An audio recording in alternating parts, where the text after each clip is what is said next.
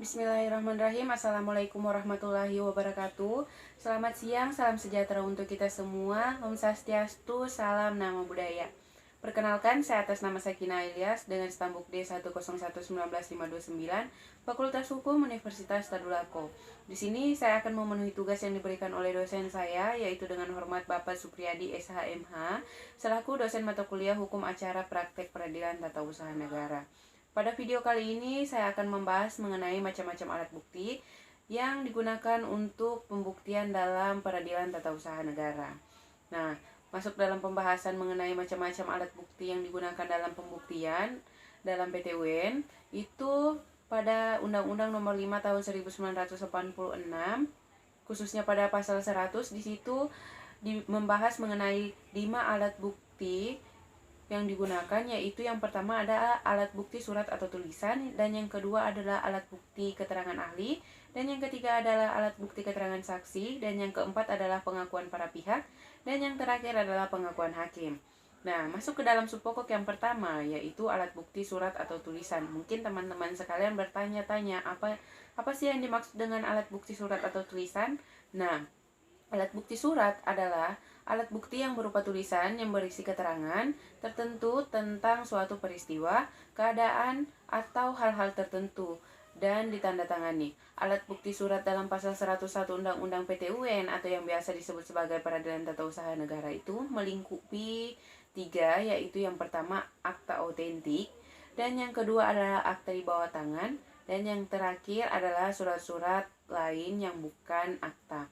Nah, mungkin teman-teman sekalian bertanya, apa sih itu akta otentik? Nah, akta otentik itu yaitu surat yang dibuat oleh atau di hadapan seorang pejabat umum yang menurut peraturan perundang-undangan berwenang membuat surat ini dengan maksud untuk dipergunakan sebagai alat bukti tentang peristiwa hukum yang tercantum di dalamnya.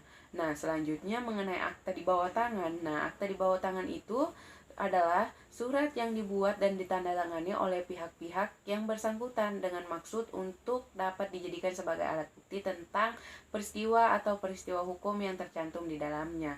Nah, masuk ke dalam pembahasan yang ketiga mengenai surat-surat lain yang bukan akta, itu ada 2. Yang pertama, akta yang dibuat oleh pejabat. Yang kedua adalah akta yang dibuat di hadapan pejabat. Nah, kita kembali kepada pembahasan mengenai alat bukti surat atau tulisan. Nah, itu merupakan subpokok yang pertama. Nah, subpokok yang kedua kita lanjut, yaitu alat bukti keterangan ahli. Nah, mungkin teman-teman sekalian bertanya-tanya, apa sih yang dimaksud dengan alat bukti keterangan ahli? Nah, alat bukti keterangan ahli di dalam Undang-Undang Nomor 5 Tahun 1986, khususnya pada pasal 102, itu dijelaskan bahwa keterangan ahli adalah pendapat orang yang diberikan di bawah sumpah dalam persidangan tentang hal yang ia ketahui menurut pengalaman dan pengetahuannya. Nah, kita lanjut ke dalam subpokok yang ketiga, itu mengenai alat bukti keterangan saksi.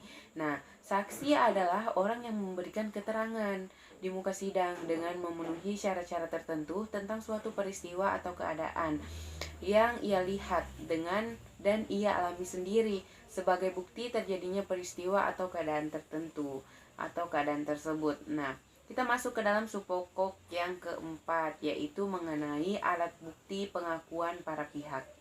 Nah, pengakuan itu sendiri adalah keterangan sepihak dari salah satu pihak dalam suatu perkara di mana mengakui apa yang dikemukakan oleh pihak lawan atau sebagian dari apa yang dikemukakan oleh pihak lawan. Nah, saya rasa di sini teman-teman pasti sudah mengerti apa yang dimaksud dengan pengakuan itu sendiri. Nah, masuk ke dalam subpokok yang terakhir mengenai alat bukti pengakuan hakim. Nah, pengetahuan hakim adalah hal yang olehnya diketahui dan diyakini kebenarannya. Melihat pada pengertian ini, maka pengetahuan hakim dapat juga diartikan sebagai apa yang dilihat, didengar, dan disaksikan oleh hakim dalam persidangan itu sendiri. Jadi, teman-teman, sampai sini dulu pembahasan saya kali ini. Sekian, wassalamualaikum warahmatullahi wabarakatuh, dan terima kasih.